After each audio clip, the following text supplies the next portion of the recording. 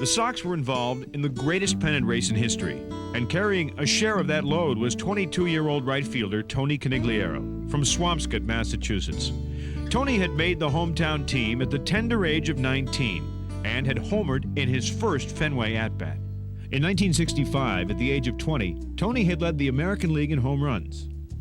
His aggressive style had caused him injuries in the past, but he'd always come back. This night would be different. It's Friday night, the Angels are in town, and spitballer Jack Hamilton is on the mound in the fourth inning. Tony is at the plate, he's 1 for 1. Tony hovered over the plate as the fastball rode up and in toward his head. Tony just froze. He didn't move at all, and the ball just took off and sailed and went right up and hit him. And he went down with a loud thud.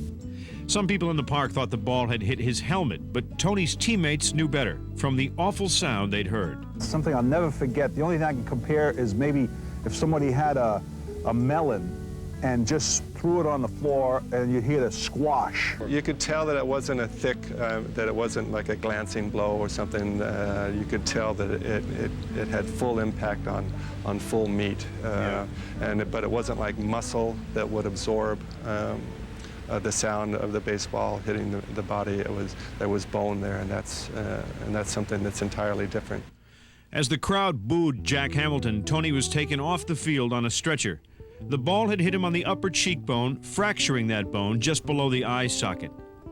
When Tony C. hit the dirt that fateful night, he'd hit 20 home runs in 1967. He'd have to wait 2 years for the chance to hit another. Tony Conigliaro always had a flair for the dramatic. His return to the Red Sox in April 1969 was typical Tony C. Drive to left center, Blair's back, and it is home run for Conigliaro.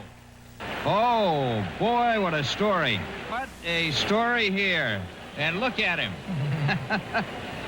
Look at that boy as he's going into that dugout there.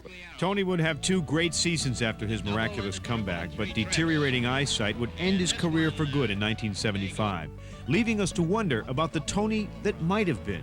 Well, I saw Tony play, and I don't think there's any question that if he'd had a chance to play out a career, that he would have ranked with the home run hitters, all-time home run hitters, I believe.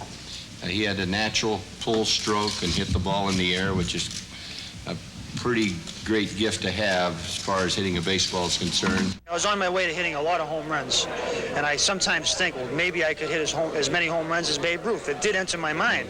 Tony would find success in the broadcast booth, but tragedy would strike once again after he auditioned for a job for the Red Sox broadcasting position. Tony suffered a massive heart attack while with his brother Billy in 1982. I asked Tony a question, and he kind of like flinched a little bit, and I asked him again, and he kind of clenched his fist, and I saw a tear come out of his left eye, and his eyes closed. And I just thought he was having trouble breathing. Tony would be left comatose, then in need of constant care. Tony C. passed away 8 years later in 1990, just days away from his 45th birthday. There's a drive by Conigliaro, and it is out of here. In Tony Conigliaro's short baseball life for the Red Sox, he was one of the greatest they've ever known. But the Tony C. that might have been the greatest that ever played the game.